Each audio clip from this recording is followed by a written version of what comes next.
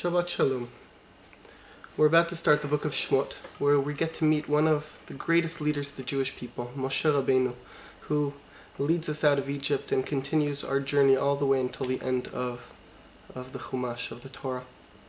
And if we want to understand what it means to be a Jewish leader, we have to understand a little bit about who Moshe Rabbeinu was. I would like, in the short time that I have, to compare Moshe Rabbeinu to another leader, a leader of a different religion, Buddha, who lived 2,500 years ago.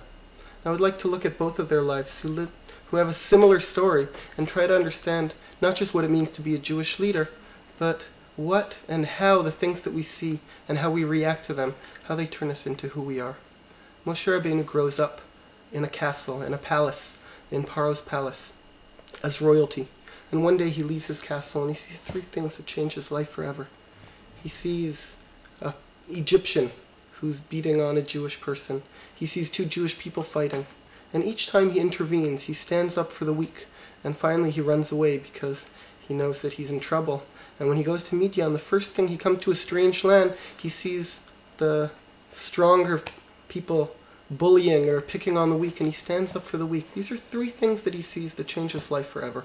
Who Moshe Rabbeinu is as a leader, as a person who, when he sees social injustice, he stands up for the weak. Now if we go to the story of the Buddha, we can see a similar story. Gautama Siddhartha was born in a castle, in a palace, as royalty. And his whole life he didn't see anything beyond the walls. He only saw beauty, and he never saw anything of disease or of old age or death. Until one day when he left his castle, he wanted to see what happens outside in the world around him. And he saw three things that changed his life forever. He saw an old person, he saw a diseased person, and he saw a dead person. Each one of these things that he never saw before made him realize that this life, there's so much suffering, there's so much pain, and he detached himself from this world. And each thing that he saw made him go deeper and deeper away from the world. Because he said that holding on to the world, attachment, is what causes us to lead a life of suffering. And letting go is what enables us to free ourselves from that.